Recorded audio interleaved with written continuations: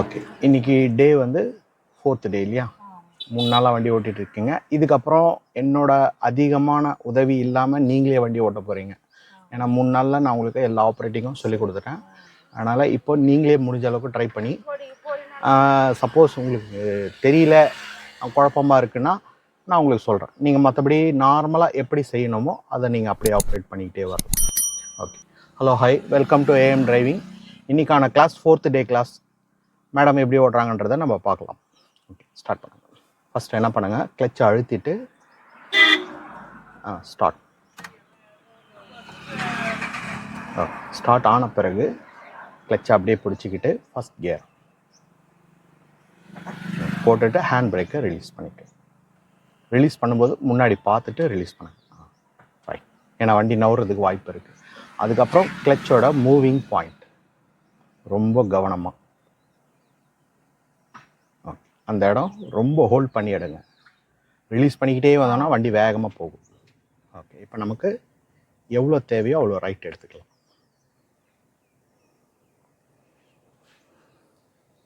வளைச்சதை மறுபடியும் study,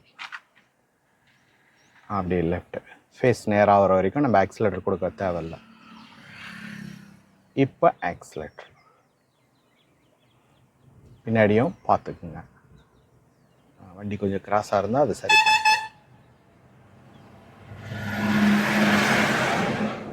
okay, next என் பக்கம் அணைச்சி கிளச்சை எடுத்துட்டு ஸ்பீட். இந்த ரைட் போகிறது இதுக்கப்புறம் அதிகமாக வேண்டாம், ஏன்னா இதுவே அதிகம்தான். ஸ்லோ ஸ்லோ ஸ்லோ இடைஞ்சலாக போகுது, ஸ்லோ பண்ண. அது நம்ம தூரத்துலேருந்தே கவனித்து பிரேக்கே தேவைப்படாது, ஜஸ்ட்டு ஸ்லோலியே நம்ம அதை கண்ட்ரோல் பண்ணிக்கலாம். இப்போ மெதுவாக ஆக்சிலேட்டர்.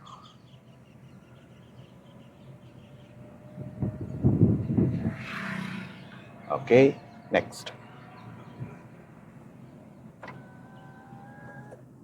ஃபோக்கஸ் ஸ்டேரிங்கில் அதிகமாக இருக்கணும். பாருங்கள், ஒவ்வொரு கியருக்கும் அப்படி ஒரு ரைட், இப்படி ஒரு லெஃப்ட் அப்படின்ற மாதிரி ஆகிடுது. அதை நீங்கள் கியரை மாற்றும் போது அந்த கை அழுத்தம் கொடுக்காம லேசாக பிடிச்சிங்கன்னா உங்களுக்கு அந்த லெஃப்ட் ரைட் வராது. அது மட்டும் கொஞ்சம் நல்லா ஃபோக்கஸ் பண்ணுங்கள். நேற்றை விட இன்றைக்கி அந்த ஃபால்ட்டு கொஞ்சம் அரெஸ்ட் ஆகிருக்கணும்.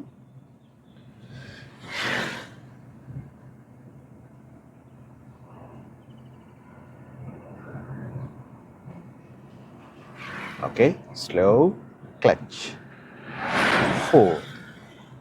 அந்த மாதிரி நீங்கள் லேஸாக பிடிக்கும்போது பாருங்கள், ஸ்டேரிங்கில் உங்களுக்கு அந்த ஷேக்கே இருக்காது. இப்போ கிளச் எடுங்க, ஸ்பீடை கூட. அந்த மிஸ்டேக் வந்தால் கூட அந்த ஒரு கையில் நீங்கள் அட்ஜஸ்ட் பண்ணுறதுக்கும் ஈஸியாக இருக்கும். கொஞ்சம் லெஃப்ட் வந்துடலாம். போதும். லைட்டாக இந்த ஷேப் வர மாதிரி பிடிங்க.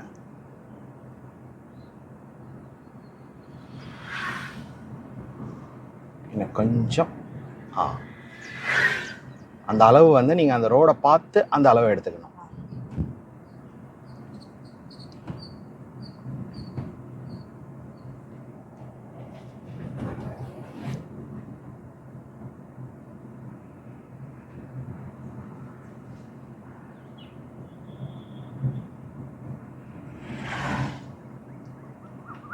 கண்டிப்பாக ஹார்ன் தேவை. அதேமாதிரி அந்த வண்டியை நம்ம கடக்க வேண்டாம், ஏன்னா பிரிட்ஜில் நம்ம கிராஸ் பண்ணக்கூடாது. முடிஞ்ச அளவுக்கு நம்ம ஸ்லோ பண்ணி கொஞ்சம் டிஸ்டன்ஸ்லேயே போகலாம்.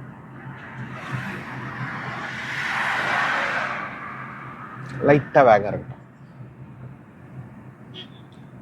கொஞ்சம் கொடுங்க. Horn one more. Right, perfect.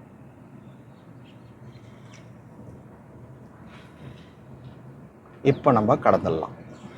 பின்னாடி பார்த்துட்டு ஹாரன் ஒரு முறை யூஸ் பண்ணிங்கன்னா தைரியமாக போகலாம்.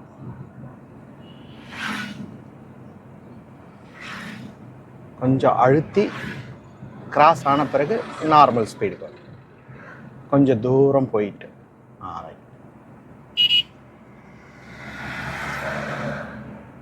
உங்களுக்கு அந்த ஐடியாலாம் கிளியராக வருதுங்களா? மெயின் அந்த ஐடியா வந்துச்சுன்னா பயம்ன்றது காணாமல் போயிடும்.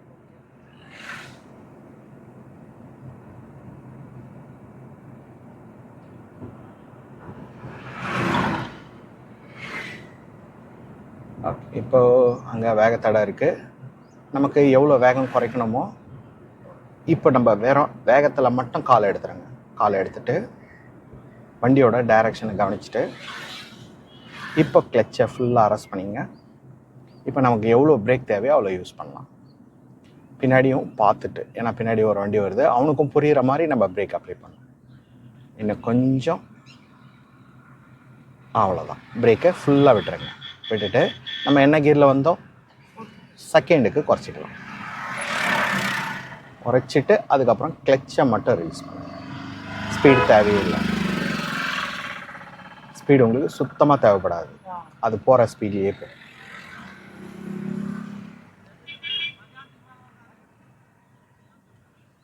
இப்போ நமக்கு அங்கே பிரேக் தேவைப்படாது, ஏன்னா நம்ம ஆக்சிலேட்டர் கொடுக்கல, அதனால் பிரேக் தேவைப்படாது.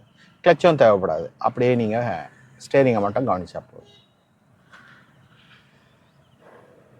இப்போ ஆக்சிலேட்டரை படிப்படியாக ஆக்சிலேட்டர் முதல்ல அந்த வேகத்தை கூட்டணும், அதுக்கப்புறம் தான் கியரை சேஞ்ச் பண்ணணும். வேகத்தை படிப்படியாக. Okay, slow clutch. Third clutch எடுத்துட்டு ஸ்பீட். கொஞ்சம் அதிகமாக ரைட்டில் இருக்கிறோம். ஸ்லோவாக இருந்தீங்கன்னா லைட்டாக லெஃப்ட் வந்துடுங்க, ஏன்னா பின்னாடி வரவங்களால உங்களுக்கு தொந்தரவு இருக்காது. இப்போ நம்ம முடிஞ்சால் தேர்ட் கியர்லேயே போகலாம், ஏன்னா அந்த டேர்னிங்லாம் நம்மளுக்கு இப்போ கவனிக்கிறதுக்கு கொஞ்சம் டைம் கிடைக்கும். லைட்டாக ஸ்லோ.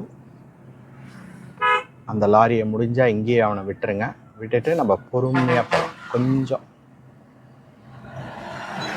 இப்போ ஒரே ஷேப்பாக ஸ்டேரிங்கை பிடிச்சிக்கிட்டு போயிட்டே இருக்கலாம். இந்த அளவுக்கு போதும். இப்போ அந்த லாரி எப்படி வளையுதுன்னு பாருங்கள்.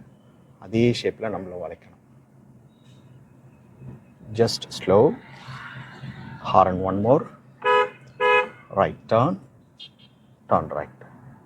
அப்படி டர்ன் பண்ணி இந்த மாதிரி இடத்துல என்ன பண்ணுங்க, ரொம்ப வளைக்கக்கூடாது.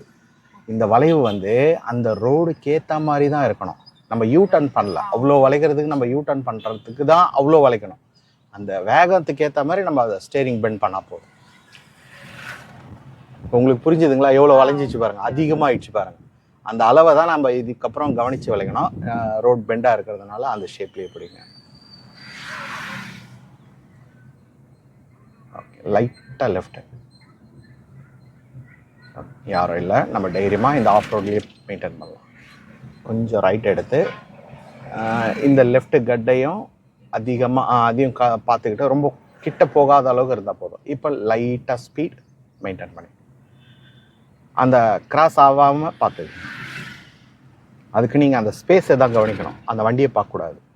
அந்த ஸ்பேஸ் பார்த்து அந்த ஸ்பேஸில் வண்டியோட ஃபேஸை நேராக வச்சு பயமும் வராது, தைரியம் வரும், ஐடியாவும் நல்லா வரும். கொஞ்சம் லைட்டாக இப்போ மறுபடியும் அங்கே வளைக்கு போகிறோமா இல்லை நேராக போகிறோமான்னு பாருங்கள். இல்லை, தடுப்பு இல்லை, நேராக தான், இந்த ரோட்டில் தான் போய் ஆகணும். அதனால் முடிஞ்ச அளவுக்கு லைட்டாக ஸ்லோ. ஒரு முறை ஹாரன். ஓகே, இந்த டிஸ்டன்ஸ்லேருந்தே இதெல்லாம் நீங்கள் செஞ்சுக்கணும்.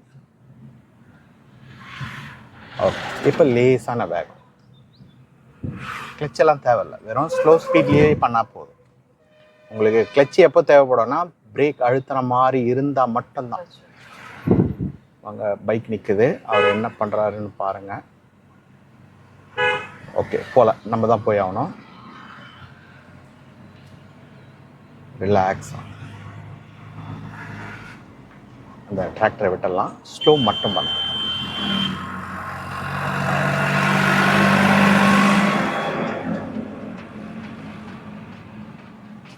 நம்ம வண்டியோட டைரக்ஷன் நம்ம அதிகமாக ஃபோக்கஸ் பண்ணோன்னா நமக்கு வண்டி வந்து அந்த லெஃப்ட் ரைட் சாயறது இழுக்கிறது அந்த பிரச்சனை இருக்காது. அதனால் அதில் கொஞ்சம் கவனம் அதிகமாக கொடுங்க. Slow slow.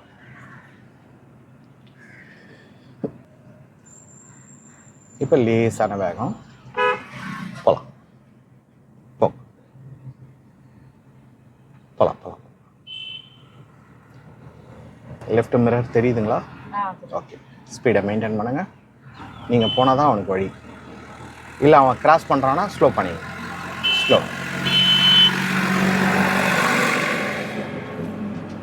இப்போ லேசாக ஸ்பீட் மெயின்டைன்.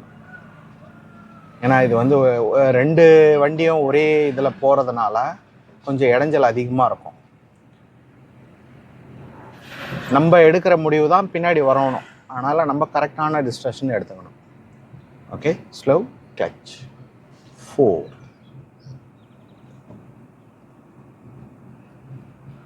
மற்ற வண்டிங்களை அதிகமாக நம்ம ஃபோக்கஸ் பண்ண தேவையில்லை. ஏன்னா அதை பண்ணுறதுனால தான் நமக்கு இங்கே ஸ்டேரிங் மிஸ் ஆகிடுது. இப்போ போகலாம் ஸ்பீட், ஒரே ஸ்பீடாக.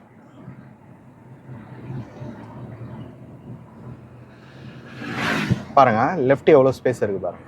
ஆனால் அந்த பஸ் எப்படி போகுது பாருங்க. நமக்கு அந்த ஆஃப் ரோடை மட்டும் நம்ம எடுத்தால் போதும், ஃபுல் ரோடு எடுக்க தேவையில்லை. அதனால தான் பின்னாடி வரவன் ஹார்ன் அடிக்கிறான். நீங்கள் நல்லா கவனித்து பாருங்கள். இப்படி போனீங்கன்னா பின்னாடி வரவன் உங்களை டிஸ்டர்ப் பண்ண மாட்டான், சைலண்ட்டாக போயிடுவோம். ஸ்லோ. ஆனால் நம்ம என்ன பண்ணுறோம்னா கொஞ்சம் அதிகமாக ரைட் எடுக்கிறதுனால தான் பின்னாடி வரவன் லாங்காக ஹார்ன் யூஸ் பண்ணுற மாதிரி ஆகிடுது. இப்போ ஸ்பீடை ஒரே ஸ்பீடாக மெயின்டைன் பண்ண அழுத்துங்க. அந்த ஸ்பீடை அப்படியே மெயின்டைன் பண்ண. எங்கேயும் நிறுத்தி எடுக்க முடியாது, அதனால் அப்படியே போயிட்டே இருக்கலாம். இந்த டவுட் வருது உங்களுக்கு, லெஃப்டில் போகிற மாதிரி டவுட் வருதுன்னா மிரரை பார்த்துங்க. உங்களுக்கு அந்த அளவு வந்து கரெக்டாக தெரிஞ்சிடும் எவ்வளோ ஸ்பேஸ் இருக்குன்னு. இவங்களை எல்லாம் விட்டுட்டு அங்கே தெரிகிற ரோட தூரமாக பாருங்க.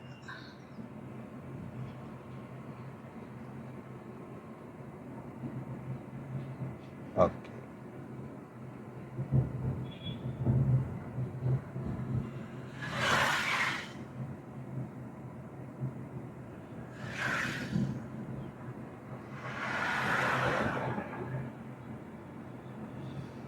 கொஞ்சம் ஸ்பேஸ் தேவை. ஏன்னா அங்கே கிட்ட போனால் கண்டிப்பாக நம்ம பிரேக் யூஸ் பண்ணுற மாதிரி ஆகிடும். அதனால் கொஞ்சம் ஸ்பேஸ் தேவை. ஆனால் அந்த டைரக்ஷன் கொஞ்சம் நல்லா கவனிங்க. லெஃப்ட்டு ரொம்ப ஃப்ரீயாக தான் இருக்குது. ஓகே, இப்போ லேசான வேகம். அந்த வண்டிங்கெல்லாம் லெஃப்டில் அந்த ரோடு எடுப்பாங்க, அந்த இடத்துல நம்மளும் லெஃப்ட் எடுத்துக்கலாம். அதாவது நல்லா கவனிச்சு பாருங்கள். ஸ்பீட் நீங்கள் கொடுக்கறது ஒன்று இன்க்ரீஸ் ஆகிடுது, இல்லைன்னா சுத்தமாக குறைஞ்சிருது. இது ரெண்டுத்துக்கும் நடுவில் நீங்கள் மெயின்டைன் பண்ணிங்கன்னா உங்களுக்கு அந்த ஸ்பீடு ஏற்ற இறக்கம் இல்லாமல் ஒரே ஸ்பீடாக போகும். அது நீங்கள் சவுண்டில் அந்த அடையாளம் வைங்க. ஓகே, இப்போ கம்ப்ளீட்டாக ஸ்லோ கிளச் ஃபுல்லாக அரெஸ்ட் பண்ணிவிட்டு கீரை வந்து 3rd குறைச்சிருங்க. இல்லை முடிஞ்சால் 2nd கூட குறைச்சிருங்க. 2nd குறைச்சிட்டு கொஞ்ச நேரம் அப்படியே இருங்க. இப்போ மெதுவாக கிளச்சை மட்டும் மெதுவாக எடுங்க, ரொம்ப டைம் எடுத்து. அப்போ உங்களுக்கு அந்த பிக்கப் பாருங்கள் டவுன் ஆகிடுச்சு கம்ப்ளீட்டாக. இந்த கை கீழே, அந்த கை மேலே, நல்லா கவனித்து பாருங்க. அப்போ அந்த கை மேலே இருக்கிறதுனால தான் அதிகமாக ரைட்டு இழுத்துக்கிட்டே இருக்குது. 2 கையும் நீங்கள் சமமாக வைங்க. இப்போ லெஃப்ட்டு மெதுவாக ஷேப்பாக வரலாம். இங்கேருந்தே டர்ன் பண்ணுங்க, அப்படியே இருங்க. அந்த அளவை கவனிங்க. இன்னும் கொஞ்சம் வளைங்க. இப்போது அந்த லாரியை பார்த்து ரைட். இப்போ பாருங்கள் எவ்வளோ அழகாக வந்துச்சு. ஆனால் நம்ம அங்கே என்ன பண்ணிட்டோம், டப்புன்னு வேகமாக வளைச்சிட்டோம். Okay, study. இப்போ கொஞ்சம் கீழே இறக்கி தூரமாக கவனிங்க. ரைட் எடுத்து கிளச் அழுத்திங்க. Steady, stop. ஓகே, நின்ன உடனே முதல்ல நியூட்ரல், அதுக்கப்புறம் கிளச்சை விடணும், ஃபைனலாக பிரேக்கை விடணும். உங்களுக்கு வேறு ஏதாவது சந்தேகம் இருக்கா? யூட்டன் இப்போ நான் சொல்லித்தரேன். இந்த இந்த ரோடை விட்டு இன்னொரு ரோடுக்கு நம்ம மாறுறோம் பார்த்தீங்களா, இந்த ட்ராக்லேருந்து அந்த ட்ராக், அந்த ட்ராக்லேருந்து இந்த ட்ராக். அது வந்து எப்படி நீங்கள் கவனிக்கணும் அப்படின்னா, இப்போ இதில் வந்து பார்த்தீங்கன்னா புது ரோடுன்றதுனால உங்களுக்கு அந்த கோடெல்லாம் லைன் எல்லாம் இல்லாமல் இருக்கிறதுனால ஒரு கன்ஃபியூஷன் வரும். இப்போ பகல்லே இவ்வளோ வருதுன்னா நைட் டைம் போகும்போது ரொம்ப அதிகமாகவே வரும். எந்த ரோட்டில் போகிறோன்னே தெரியாது.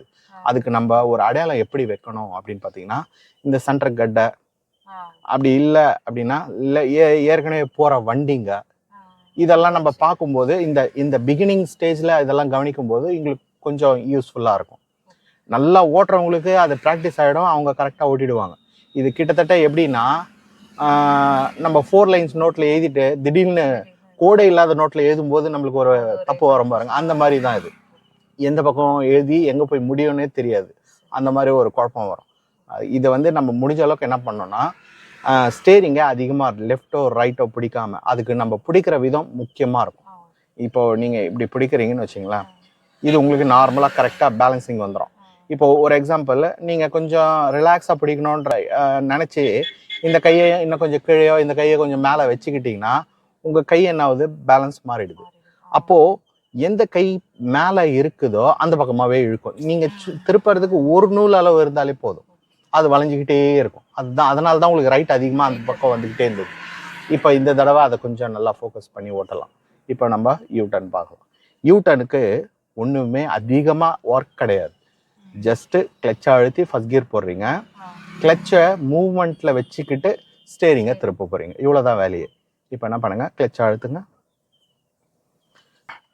ஃபுல்லாக அழுத்திட்டு ஃபர்ஸ்ட் கியரை போட்டுட்டு கிளச்சோட மூவிங் பாயிண்ட்டுக்கு எடுத்துகிட்டு வந்துடுங்க. ரொம்ப பொறுமையாக செய்யுங்க, இதில் அவசரமே வேண்டாம். வந்துட்டு அப்படியே அந்த கிளச்சை கொஞ்சம் ஹோல்ட் பண்ணுங்கள். அப்படியே லெஃப்ட் வாங்க, இன்னும் அப்படி வந்து இப்போ நம்ம ரைட் டர்ன் பண்ண போகிறோம்.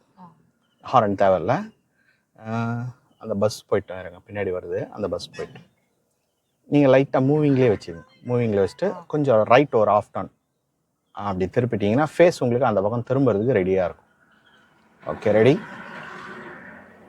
இப்போ ஒரு டர்ன்